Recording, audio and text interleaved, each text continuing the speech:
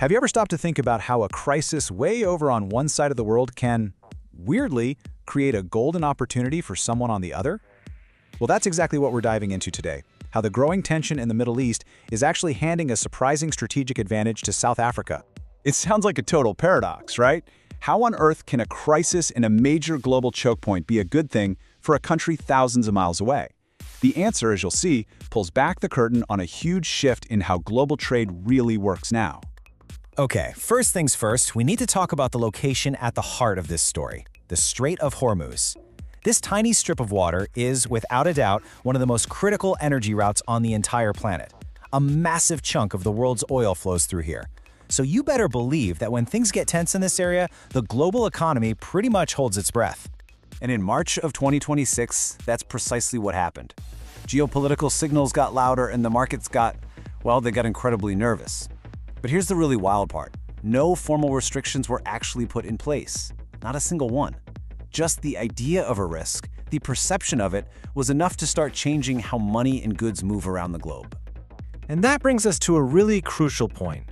Geopolitical tension isn't just something you read about in the headlines. Oh no. It has a very real, very immediate price tag, especially when it comes to global shipping.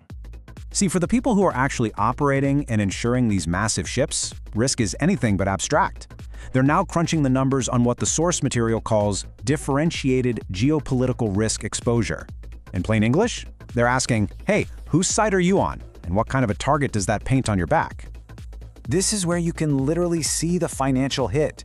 War risk insurance, a huge cost in shipping, is adjusting like crazy. If your ship is linked to a country seen as involved in the conflict, your insurance costs are spiking. But if you're from a neutral nation, your costs are much lower, much more stable. So this whole situation creates a powerful new dynamic. Let's call it the neutrality advantage.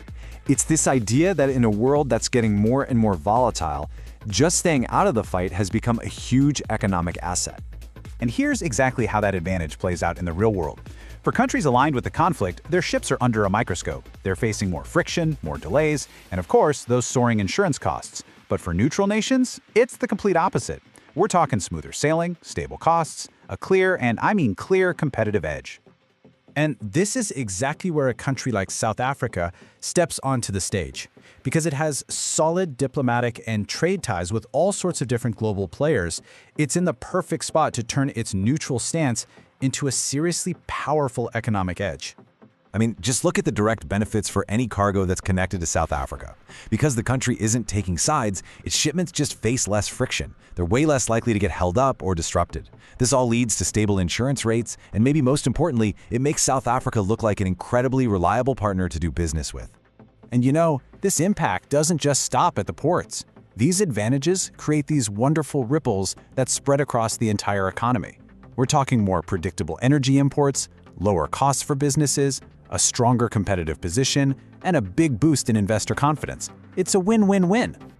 So what's the big takeaway here? What does this all mean for the big picture? Well, we are watching, in real time, a fundamental shift in the unwritten rules of global trade.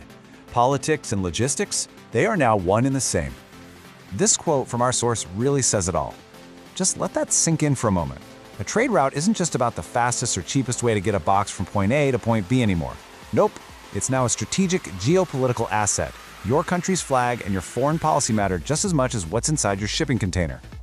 Okay, so here are the three huge takeaways from this new reality. First, a country's diplomatic stance. It's now a central piece of its trade strategy.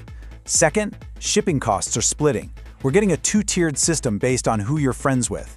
And third, political risk isn't just a temporary fee anymore. It's being permanently baked right into the price of everything. And this brings us right back to our main point. In a world that is getting more and more divided, being neutral isn't a passive choice anymore. It's an active, powerful economic weapon that offers stability and opportunity when everything else feels chaotic. Which leaves us with one last big question to chew on. As the world keeps fracturing into different blocks and alliances, could neutrality, that simple ability to trade freely and reliably with absolutely everyone, actually become the ultimate economic superpower? It's definitely something to think about. Thanks for tuning in.